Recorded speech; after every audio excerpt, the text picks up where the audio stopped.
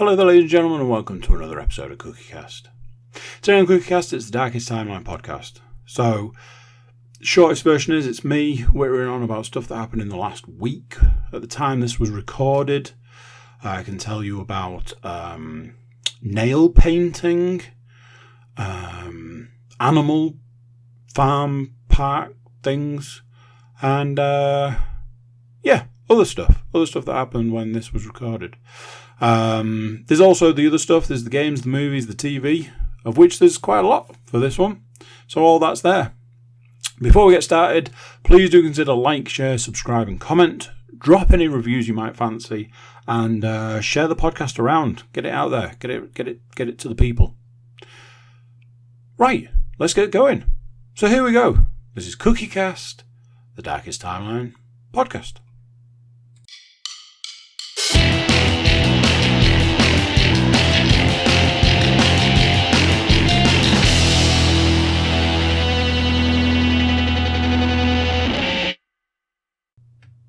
Hello. How you doing? You alright?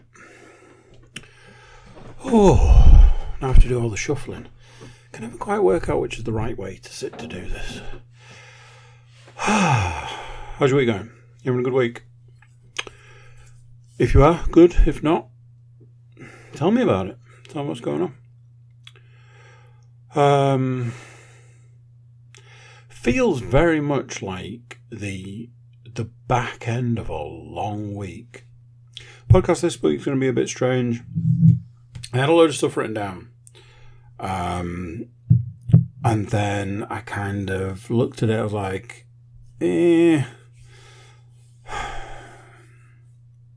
Sometimes you write stuff down and you think like, yeah, I'll talk about that. And then you get to it, it's like, I don't know the relevance of this.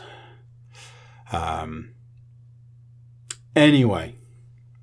At time of recording, it's still the summer holidays, which only affects you if you've, I was going to say only affects you if you've got children, but I'm sure it affects other people that don't have children in other ways. But largely, if you have children, you are affected by the summer holidays. So, last week, I had this whole thing where with having all the children, I thought I'd made a mistake and packed the first week with all the children, with all the fun stuff, and I was like, oh man, we're going to have nothing to do in the second week, and then when I wrote down all the stuff that we were going to do, There was plenty to do. So, at some point, I'm trying to arrange for my eldest's birthday party. Now then, my eldest's birthday is many, many weeks away, certainly months away. However, I am a man who likes to be organised. And I just keep throwing ideas at her. What about this? You could do this. You could go here. You could go there. You could do this. What about this? How many people are you invited? Because I want to be prepared. There is a monetary aspect. It's one of those things, once they pass a certain age, everything or a lot of things get that little bit more expensive. So you want to prepare for this sort of stuff. So randomly, one day, I said to her, you could go and you could take your friends, you could all go and get your nails done. I was like, 10-year-old girls, that seems like a 10-year-old girl thing to do. Not loads of them, just a few. Perfect. They can go, they can have I'm sure I can get some kind of fizzy drink that's kind of, mock champagne kind of thing. They can have their nails done. They can, have a girly day. And here's a secret. I'm going to tell you a secret right now. which is probably not much of a secret to anybody who's been listening for a while. But with having so many girls, I think at some point in time I kind of resigned myself to I was going to have to do like more girlish activities. And I'm not trying to be sexist in any way. I'm not being like, oh, girls do, you know. What I'm saying is that sometimes girls want to go and play sport. Sometimes girls want to go and go to the cinema. Sometimes girls want to go and I was looking at Laser Quest recently. My children don't know what Laser Quest is. All these sorts of things. But sometimes girls want to go clothes shopping and have their nails done. And there's a part of me that kind of enjoys it. You know, I'm always the first one that's like, let's go clothes shopping. Because there's some part of me that enjoys it. And I enjoy it because they enjoy it. I like to see them in nice clothes, shoes, sunglasses, hats, whatever it is, I'm there for it. So a nail type thing, I'm like, yeah, that's fun. Let's go do that. So there was this point in time where I'd thrown this idea out. You could all go and do that. And I didn't really think it had landed. It was a random idea. I wasn't offended by any sort of, oh, I don't want to do that sort of thing. But as time went on, it seemed like she was kind of getting into the idea. She's like, oh, you know, yeah, that sounds interesting. Oh, yeah. Where can we go? What can we do? Sort of thing. So some time passes, and in passing, she says to me, I was like, oh, what do you want to do about this? And she was like, I don't know, but I would like to go and get my nails done. This was completely separate to her birthday. I was like, what, you want to go and get your nails done? What, like a trial run? And she was like, yeah, you know, I want to go and see what it's like, so that maybe I could do it as a party suggestion type thing.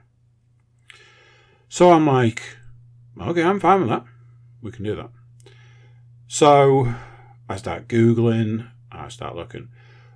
Randomly found that one of the first places I looked at was like on their, I keep calling it a menu. I don't know why. On their price list is the word I'm actually looking for. It said child's manicure. And it was, I can't remember the words that were used. Polish was in there. Like a file and polish. It was 3 things. So I ran it past Leanne, and she was like, "Oh, they'll do your cuticles, they'll file the nail, and they might buff the nail because it was listed as a manicure." £6. I'm like, cool. 15-minute appointment. Cool. So I said to Leanne, I was like, oh, found a place that can do the child's manicure. I'm going to get it booked. She was like, are you booking for them all to go? What? Are you booking for them all to go? I hadn't planned on booking for them all to go. But I don't see any reason why they couldn't. So, I'm going to cut this bit of the story down, and for all it is for time purposes. As it was really difficult to book. You had to book through like a separate website to the website in question, and you could only book one. So I booked one. Perfect time, perfect day, boom, boom, boom, away we go. Go to book the second one. Oh, we haven't got any more spaces. Cool. I was like, I know, I'll ring them. So I found them. And it was very much one of those, sorry, we're short-staffed, we can't fit anybody in, we've got that one space and that's it. I was like, what about a different day? We've got all week. We can do this day at this time, but we've got one appointment. I was like, that's no good. We're out for the entire day. No good. Well, that's about the best we can do, yeah.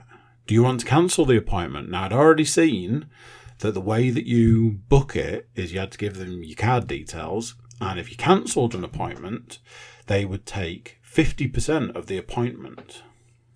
So I'm like, I'm not giving you half the money for the fact that you can't accommodate what I want. So I was like, no, I don't want to do that. So I'm now like, well, the other two didn't know about it. I can just say that my eldest is going to go and do it because she wants to have a trial run for her birthday. Job done. Apparently, that's not okay. So, the day in question, I decided we were going to town. Every now and then we like to go into town, we get a cheese straw, we get a drink, we buy a book.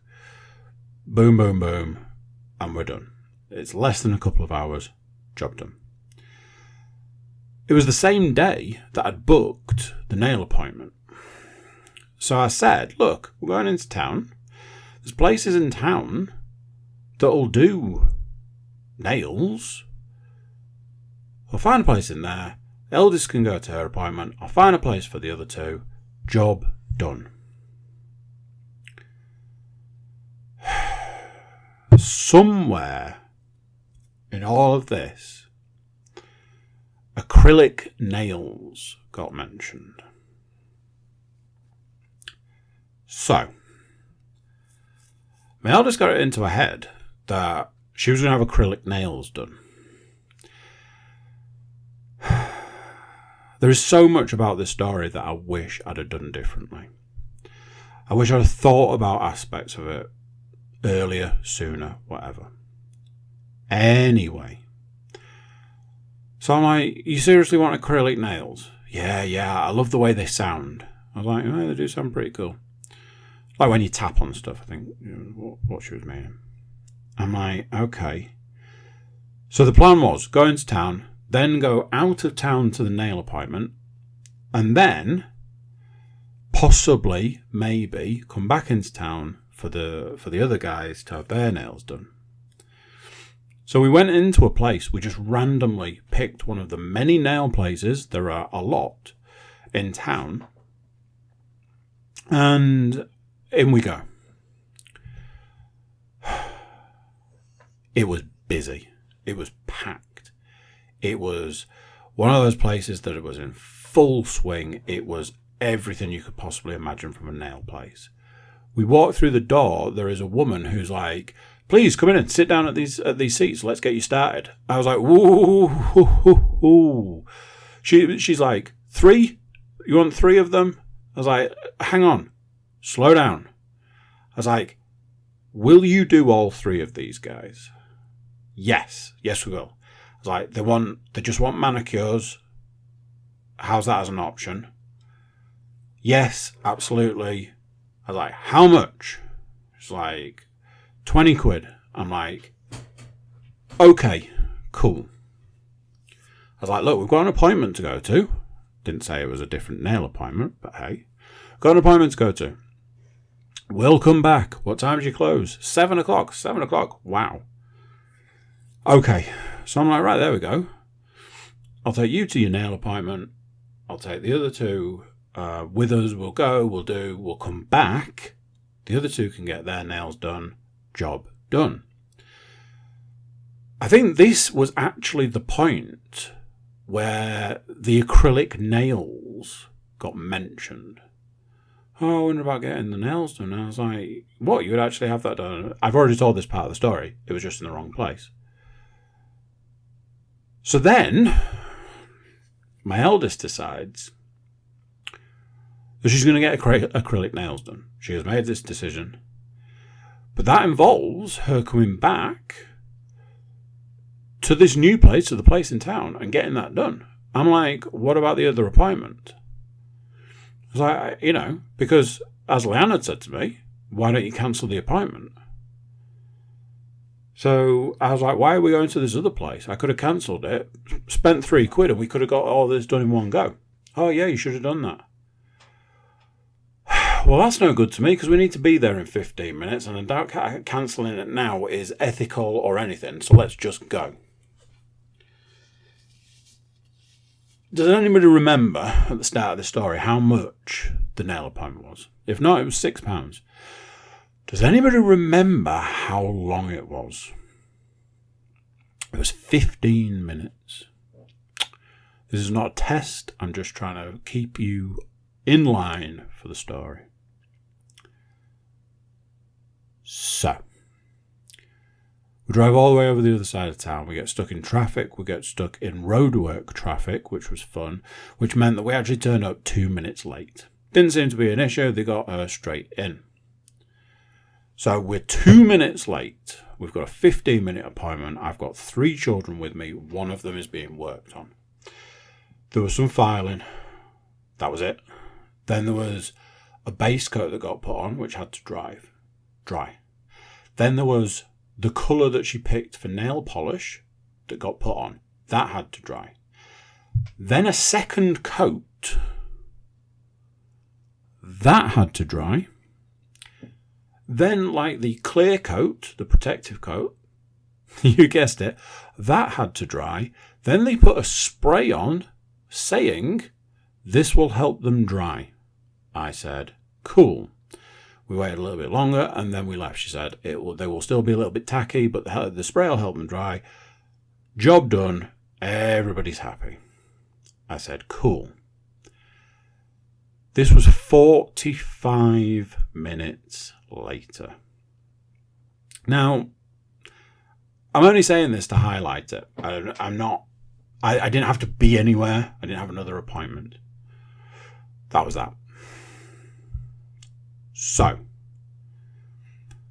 by this point in time, everybody's like, I could do to go to the toilet. Even I was like, do you know something? I could do to go to the toilet. There's a supermarket over the road. We go to the supermarket. I asked the guy, hey, do you guys have a toilet? Yes, we do. We go, we find the toilet, I send all of them into the toilet, they go in, they come out, I go in, I come out. We're heading to the car, and my eldest says, oh, by the way, I've smudged all my nails. And I went, what? Secretly, in my head, I was working on the principle that I was going to try and potentially convince her that she just had hers done and she didn't need them doing at the other place.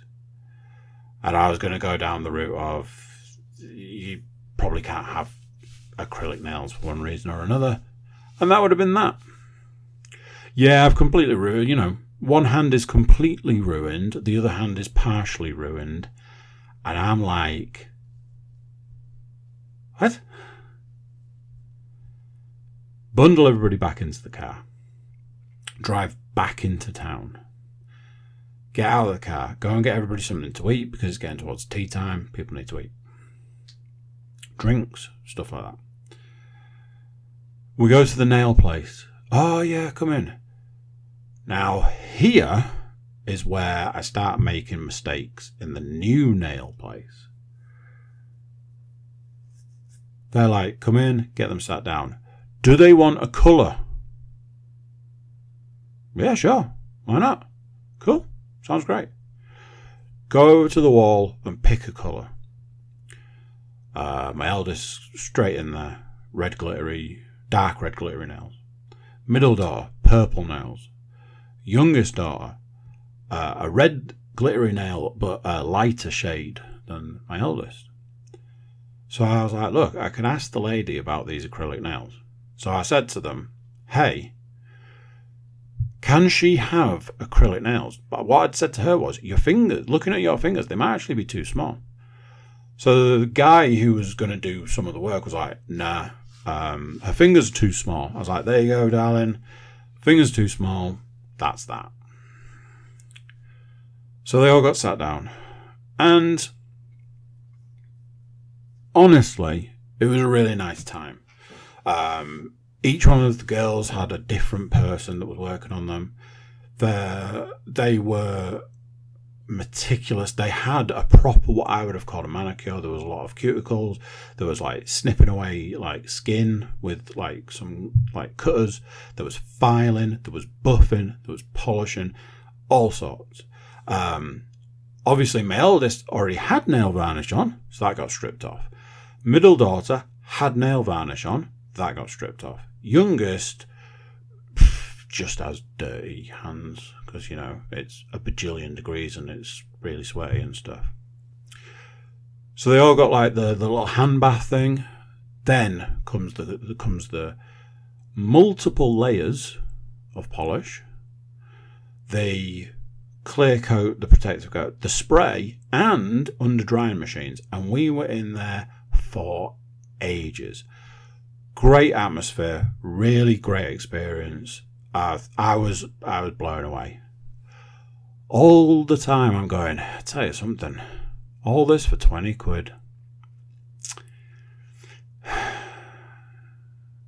This isn't going to be 20 quid. There's no way this is £20.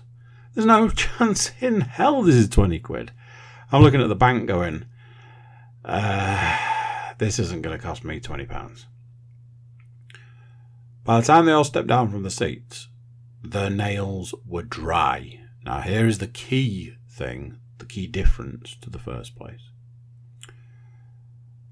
We go to the counter. I'm like, this is great. This is fantastic. This is exactly what we were looking for. The lady's like, okay, so you want to pay for 3 of them? I was like, yes. And then she charged me just shy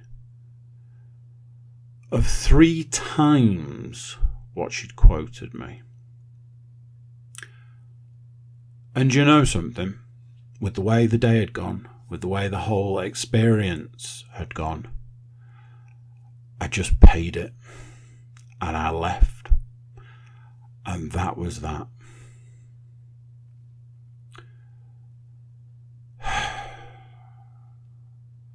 Honestly, I should have just cancelled the other appointment. Hindsight's 20/20, as they say.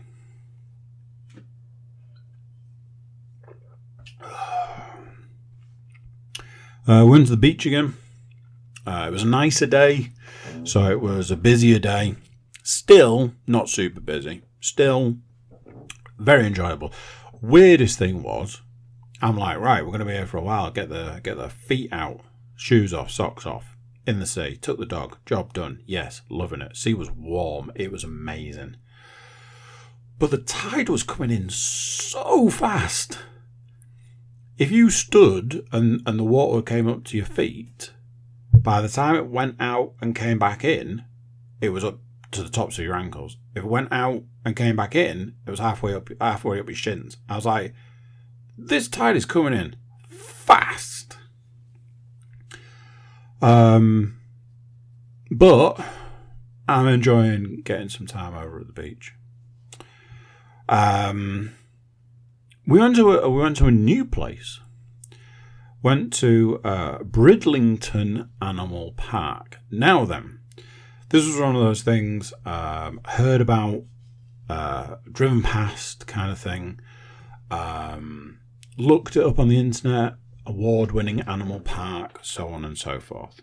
So, okay, well, I'm always game for checking out these places. Let's go. So I drove. We were in stood still traffic to start with, but this was due to roadworks, as always. Then the rest of the journey was an absolute dream. So we take the turning, and I can't find it. I'm like, I've taken a turning like I thought, but it ain't here. Did a loop, took the same turning again, and as I'm driving down, I'm like, oh, there's a sign there for it. Turned into like a big shop, car park. I'm like, I don't think this is it. Parked in a different car park, and then I'm just like, we're just going to have to wander until we find it. Which we did. And you go through one thing, and you go through another thing, and you keep going, and then you see a sign, and it's there. I was like, cool. Got me, 3 children, in for less than 30 quid, including animal food. I'm happy with that. In we go. And yeah, all kinds of different animals. Learned a lot. Saw a raccoon. You don't often see many raccoons. Saw a porcupine. They're interesting creatures. Saw an albino skunk. That was cool. Meerkats are always cool. Little, what are they called? Kombucha monkey things. Ostriches. Zebras. Goats. Pigs. Camels. Donkeys. Horse. Shetland pony type thing. More goats. Goats that just kept getting their heads stuck in the fence. It's very strange. Did a loop of the place. Then we were going to go for some lunch, but then it turned out there was a flying display that we were going to do with some of the birds. Flying display was super cool. They had some owls, some birds of prey and stuff. The thing that blew me away the most was they were saying like all these animals, all these birds that they'd brought out so far weren't intelligent birds. They're like, if you want an intelligent bird, let's get a raven. So they brought this raven out, and they are smart birds. It was doing all sorts of stuff. It was playing the drums, playing tambourine, finding things in boxes. It was smart. Now, one of those things, this shows an age difference. Me and my eldest would stand and watch a flying display all day. But the younger two, nah. So we had to pull the ripcord at one point and go and get some lunch. We sat and had some lunch. Got some drinks. Went back, did another loop of the place. Very much one of those. Definitely would recommend. You can see, you know, like I say, it's listed as award winning, and you can see why.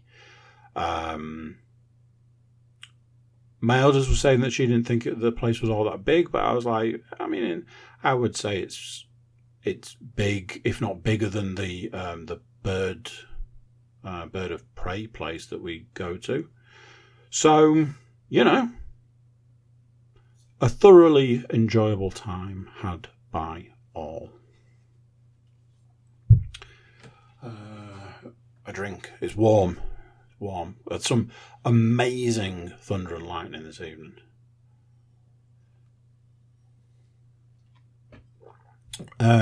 Finally for the week, I was in the gym the other day.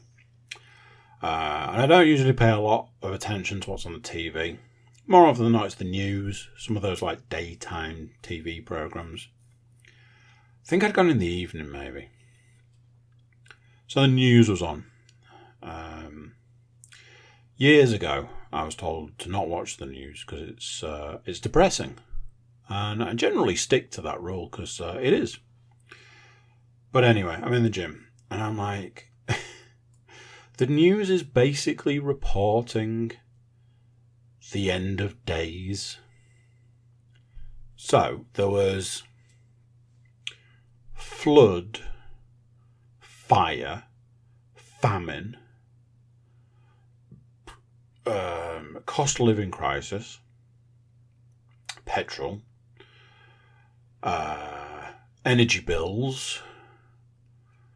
I've got to say, possibly the most out of touch news segment I've ever seen. They interviewed a guy who owned a bar.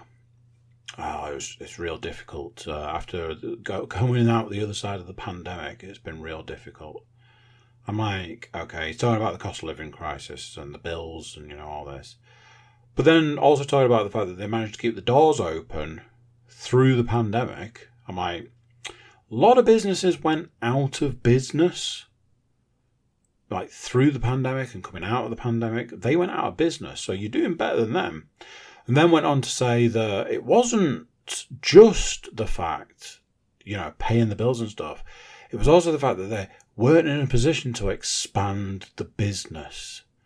And I was like, this is the wrong person to talk to for this segment. You have really misjudged who to get in to talk about this. This is bad journalism, I guess. But yeah, the news just kept, it's like, it's really dry. Here, look at these fires. Here, look what's going to happen when it rains next week. Yeah, this is why we're going to get flash floods. Oh, these are people who can't afford to pay their bills. Oh, the cost of living crisis is going to get worse over the next few months. Oh, petrol prices. And it just went on. And then it would loop round and talk about the same stuff again, but in a different way, with a different news article. And I was on the treadmill like, I guess this is it then. I guess there's not long left, I'm guessing.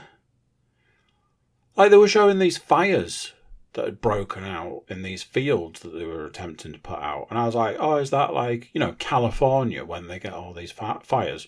No. UK. Cool.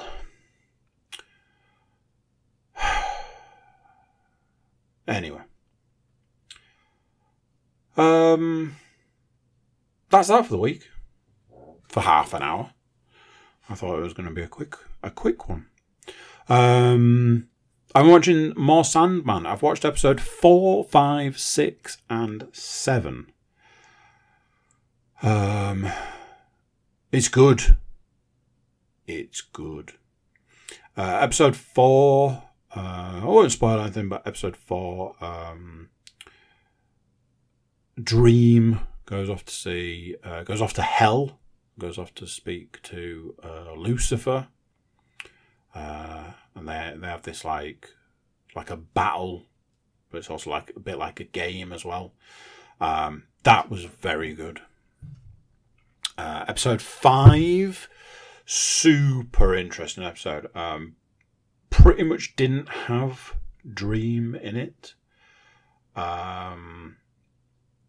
But very much one of those episodes that relied on their actors to act. Which can often be where the real gems of these episodes are. Just really good, really well done, really gritty, real sort of like, good episode. Episode 6, Dream goes off to meet up with Death. Not gonna lie, did have a little cry so far through the episode. Super hard to watch. There was one particular bit right smack in the middle, which I was like, really? This is what we're doing? Can we not? But, is what it is. And then there was this other like sub-story with this character. Like I say, try not to spoil it too much. I watched episode 7 last night, and episode 7 has sort of brought a character more into the forefront, but you find out so far through the episode they've kind of already been in it. From the little boxes on Netflix, it would suggest that this character and this element of the story is probably going to be the rest of the series. There'll only be 3 episodes left. So I imagine I'll get those watched over the next few days. Certainly by this time next week, I imagine. Movie-wise, not 1, not 2, 3 new movies. Me and my eldest were rattling through some DC animated movies, but I try to stay away from talking about them too much. A lot of them are like, for me certainly, they're rewatches, but a lot of them are new, but I know they're not everybody's cup of tea. Speaking of not everyone's cup of tea, me and my eldest watch Rise of the Teenage Mutant Ninja Turtles. It's on Netflix. It's another film that's been done in conjunction with Nickelodeon. It's animated, so like I say, not everyone's cup of tea. I find it interesting that my eldest has sort of got a little bit into the Turtles. We've been watching the live action stuff. She watched Batman versus the Teenage Mutant Ninja Turtles, and now she's watched this. Super interesting take on the Turtles. They kind of had like, I don't know how to word it, like magic powers, like mystical powers, I think they were called in it. Each one had a different one. Leonardo could teleport. Michelangelo's nunchucks could do things. Donatello could fire like weaponry. He could conjure weaponry. And Raphael could make himself really big. The way they've done it for this, which I thought was really interesting, was that they've made Leonardo the... although he's the leader, he seems to be a bit of a loose cannon until sort of part way through. It did sort of smack of like the Invader Zim movie that they recently did, Netflix and Nickelodeon. That's fine by me. I love Invader Zim. It was good. It was enjoyable. It was an enjoyable thing to experience with one of my children. I was a massive Teenage Mutant Ninja Turtles fan when I was probably about her age, and for a few years after that. And it's kind of something that's always stuck with me. I've always got a bit of a soft spot for the Turtles.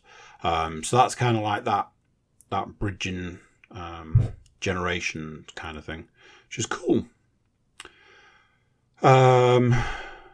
Me and Leanne sat down and watched a new movie. We watched the latest Predator film, which is called Prey. It's on Disney Plus, so, don't have to pay for it. That's just cool. Now then, this is going to be one of those situations where I review a movie that everybody says is amazing, and I don't agree. Sort of. So the stuff I've written down about this is it's super slow at the beginning. Also, throughout the beginning, there is some of the worst CG I've ever seen in a film. They CG'd all these animals, and the CG was fucking garbage. I was like, come on, Disney. Chuck a little bit of that Marvel money their way so they can make those animals look like, animals. Another criticism. I like to get my criticisms out of the way early. The main character suffered from what I would call Lara Croft syndrome. Often in Lara Croft's story, she starts out like, oh, I can't do this. Oh, I can't do that. Oh, I can't do the other. And then 2 minutes later, she's a mad, bad killing machine. Very much the case in this. To the point that it was almost a little bit tiresome that your main character kept finding themselves in situations where they would lose, essentially. And then there was this point in time where she was like, oh, I'm a badass now. Right? All right. What changed in the last 2 seconds? Another film that experienced some editing issues. There was this bit right in the middle when she's first sort of actually fighting the Predator. And I was like, what happened there then? What happened? Because that was super weird. Outside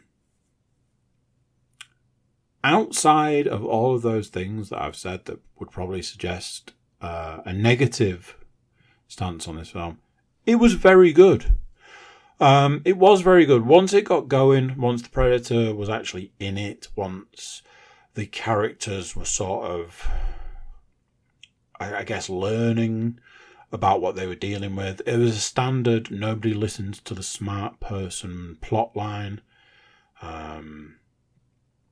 It was very much like that. But very interesting to see how a film that's set 300 plus years ago, how technology's changed. Obviously, you've got these like the sort of the Indians, Native Americans, I suppose, and how, you know, they've got axes and bows and bow and arrow and, you know, things like that. They've also downgraded the Predator stuff, so they don't have the full helmet. There's more of a shield aspect for defense. The weapons aren't like all super technology. You know, there's a lot of stuff that has been there previously, just not quite as advanced, which I thought was a really good way of doing it. Really sort of a real good take on it. Once it got going, once it got into it, it was very good. But unlike, I mean, there was a lot of aspect of the first Predator. There was aspects where you're like, oh, well, that's from the first one and stuff. People are saying it's the best one since the first one. I'm not sure I would agree with that. The first Predator is great. The second one is a bit sketchy, but overall it's quite good. I would probably put this one after Predator 2, and I mean, let's just forget that there were other Predator films. We could do that if you like.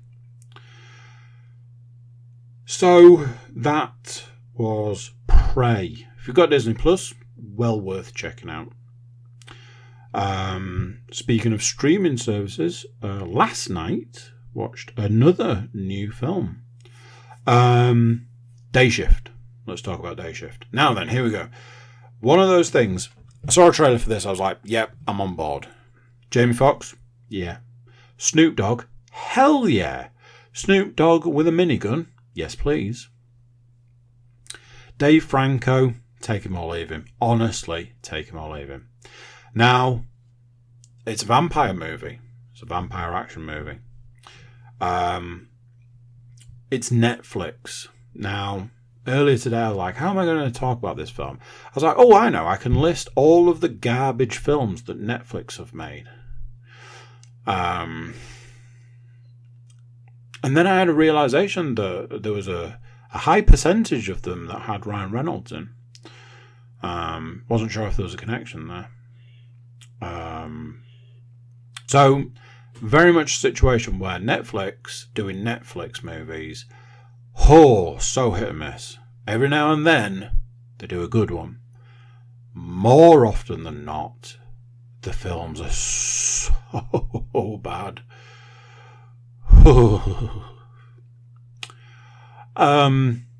So there was that aspect. The trailer looked very good. The trailers looked very good. I was like, yep, I'm on board with this. It's a simple story, and I'm a simple man. Guy needs to get some money so that his wife and daughter don't move away. Simple. The way that the vampire hunters get money is by pulling vampire fangs. Jamie Foxx is the main character.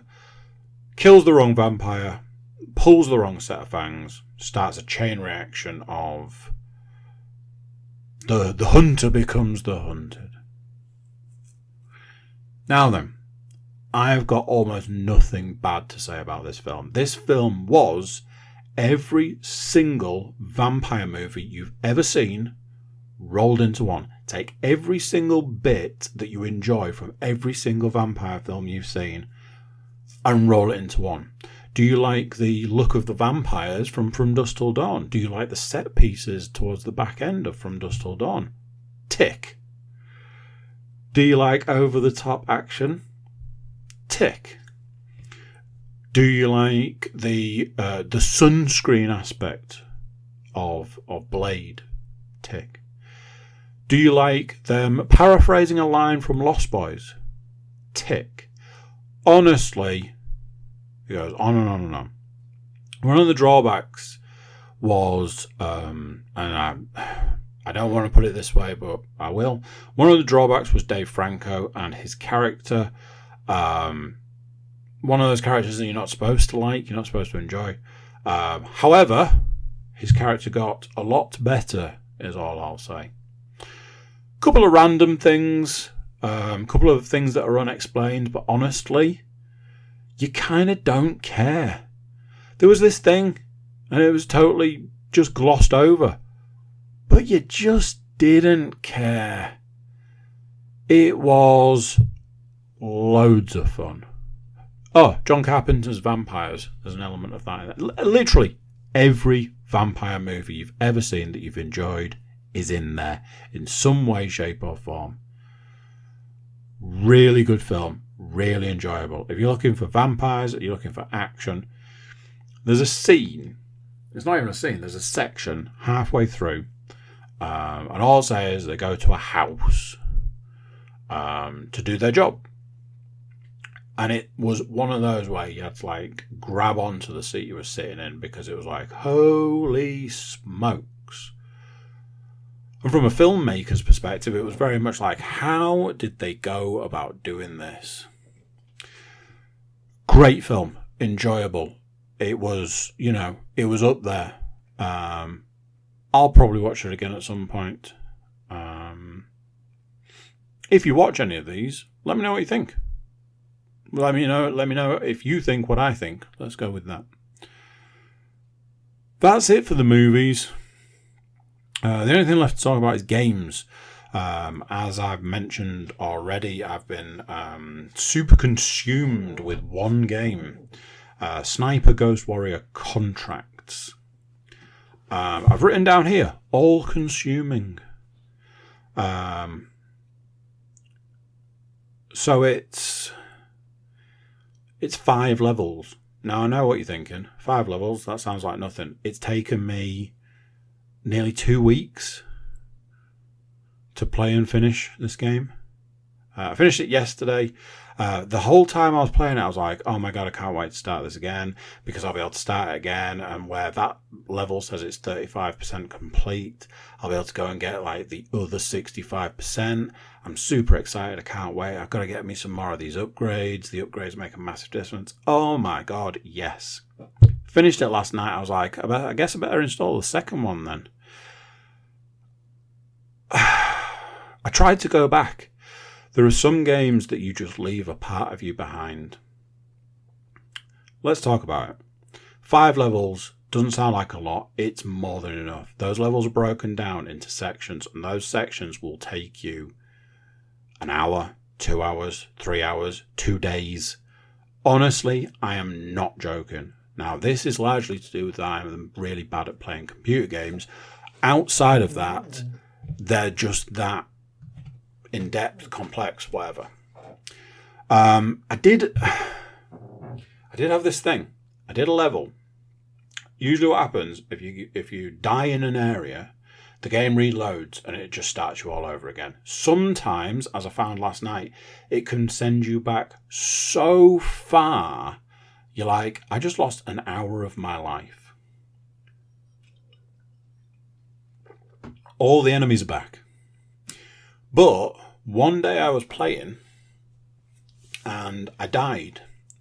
And when it loaded the level, it loaded as if it remembered that I'd killed all of the people in that area. And I was like, this doesn't feel good. Because I managed to go and complete that section of the game. And I felt like I cheated. Speaking of cheating, I found a way to cheat in the game. Because it only auto-saves in a certain way, like if you're not being attacked, and if you go into a certain area and you're not being attacked and you're just walking along and it's quiet, it'll auto-save. That can be really annoying if you kill 30 people with a sniper rifle and then one guy's like, oh, something's going on, I found a dead body. Oh, I best turn on an alarm and alert the entire base.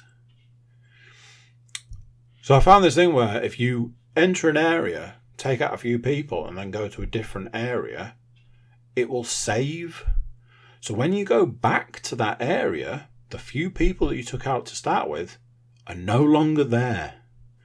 I used that trick a lot on one particular level where I just kept going between these two areas, just walking from one to the other, and just steadily started picking people off.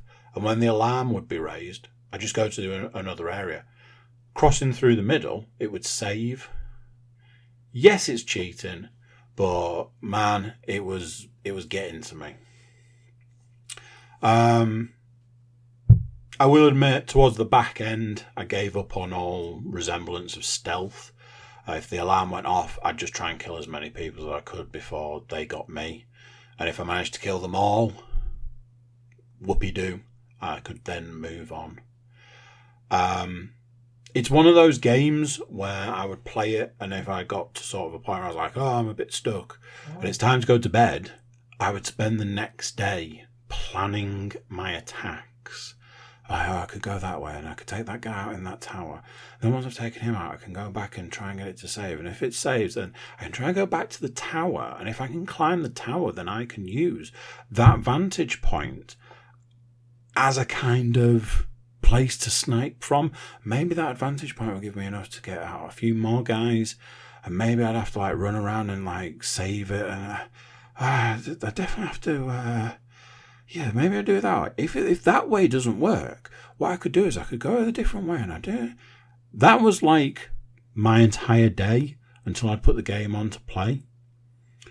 It was very much consuming, very much like Splinter Cell Blacklist. Has absolutely been the game that I've been needing. Certainly after Splinter Cell, and certainly what I needed at the moment.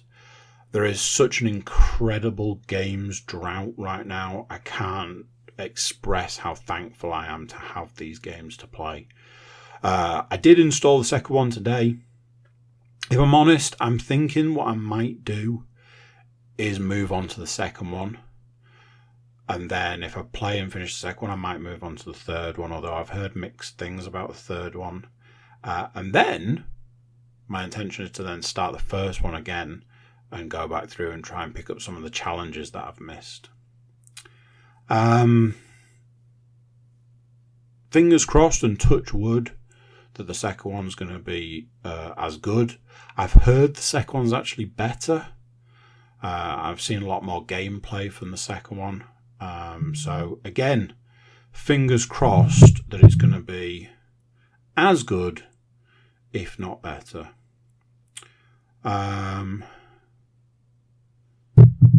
That is basically that. That is the podcast. Not going to lie, went on a little bit longer. I hope you enjoyed my 20-minute story about nail painting. If not, sorry. That's it, and I'll catch you next time. So there we go. What do you think of that? Did you enjoy the story about nail painting? If you did, drop me a line and let me know. You can find out our contact details by going to the website, thecookiecast.com. There you can find links for social media and an email button. Drop me a line, let me know what you thought. Also, before you go, please do like, share, subscribe and comment. Drop any reviews you might want to drop. And like I say, do share the podcast around. Get it out to the people. That's what we're about. That's it for this one. Until next time, I'm going to say bye, and I'll see you then.